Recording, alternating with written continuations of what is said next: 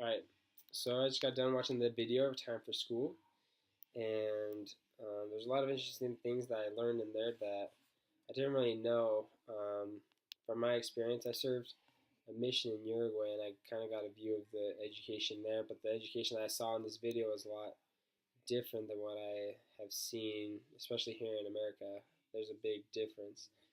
Um, One of the things that stuck out to me was one of the children, I can't remember which one it was, but they said at the beginning of the video that nothing comes without learning. They kind of talk about the importance of learning, each of the child's life.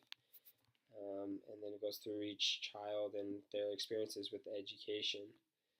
Um, the Afghanistan girl has an opportunity to go to school. She has an opportunity to learn and to grow, and she has goals of what she wants to be.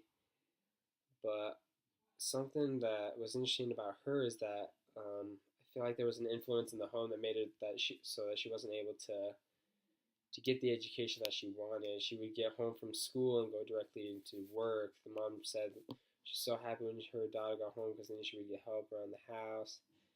But the girl, she didn't really want to do it. She wanted to study. She wanted to learn. She wanted to keep going with her goals. But there was kind of this barrier because of obligations she had at home.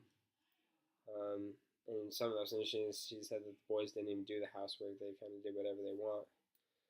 And then later in the movie, we see that she kind of loses the opportunity to study. She was able to study for the at least the basic education, but then she wasn't able to continue on, and therefore wasn't able to continue on with her dreams and to um, do what she wanted to do, become what she wanted to become.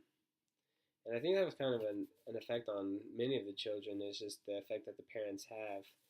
There was a mom there that kind of expressed her feelings about education as she's like, they go to school and they learn the stuff and they don't really do anything with it, so why don't they just stay home and work on the farm and have fun? But they don't really see the importance of education. The next one was a kid from Brazil. Interesting fact from Brazil is that the poorest children only finish 4 years of school. Now, being close to Brazil, Uruguay kind of has a similar education system, but I heard a lot about the favelas in Brazil and all the dangers that there are living in those areas. And I think that was the biggest difference for Brazil from the other countries, is that Brazil has a big like danger factor. Kids get home from school, kids wake up in the morning, they get home from school at night, and they're just constantly worried about the drugs and the crime and the murders and the policemen and just a lot of other worries. So their biggest priority isn't education. It seems like their biggest priority is just being safe, being able to live the next day. Especially in those areas that are really poor, you could tell from the houses they didn't have very much. So their concerns, are food, clothing, the basic needs that, that each family needs. Um, it did mention that every family is able to send their kid to school, to primary school, to be able to do those first few years automatically. But it said there was also another fact that said that 2 out of 3 dropped by the 8th grade.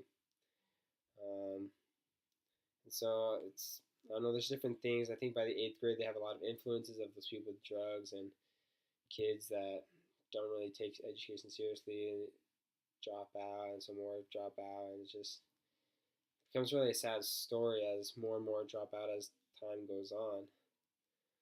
The next one was someone from India, and they said at the beginning that in India they didn't really like teach them to, or they didn't learn how to read, write, and do basic math.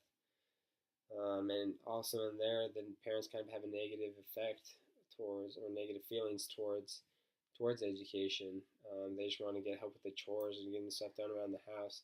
They don't really care if their kids like get a real education, which is a huge difference between what we have here in the States. At least for my family, my dad and my mom, they make a big deal about education because they know what it means. My parents went to school, they had an education, they know what it did for them. They want to pass that on to their children. Maybe a lot of times in these countries, the parents didn't have that. They don't see the huge importance in it, so they don't really teach their children that. So generation to generation, they just have the same kind of effect of just education isn't that important. You just gotta know the basic and then just move on. And then the last one I want to talk about was Japan. Japan, you could tell was a big difference between the other places. They started daycare at age 1. I mean, the family that the kid belonged to seemed like more well off, and so they were able to provide him with maybe better education. Um, but they didn't seem to have the same kind of challenges. They didn't have the challenges of like, well, I don't know if I can have food today. I don't know if I'm gonna see somebody get killed today. There's not a big danger factor, and so they're able to put a lot more of their focus on their education, and they're able to succeed more, I think. And so I noticed there's a lot of like factors that factor into getting a good education, not just if it's available. It was available for all these different countries, but the education that they received was different based on different factors, like underlying factors such as the safety in the area of where they lived, or the parents' role in supporting them or not. You tell in Japan the mom really was supporting the son and trying to help him to do the best that he can. Um, and really, for me, I can just kind of compare all this to what we have in the United States. We have education that's for everyone. Everyone gets an education all the way up to 12th grade, and then we decide if we want to go on to college or not. But we don't have a lot of the worries that other countries have. We don't have a lot of the worries that Brazil has in their favelas, or that India has with their poor situations. Same with Afghanistan. And so we can put a lot more of our focus on our education and learning more and being able to grow and to reach the goals that we have. All these kids have goals and being young, but they weren't able to reach those goals because, well, we don't know that, but some of them weren't able to continue their education because of influences that they didn't really have much control over. So overall, this video really opened my eyes to different kinds of education, seeing what other kids' experiences, how they view education, how they're able to learn and to grow in poor countries. And it also made me really grateful to be able to grow up in the United States, to be able to have this opportunity to learn, to grow, and to reach goals that I have.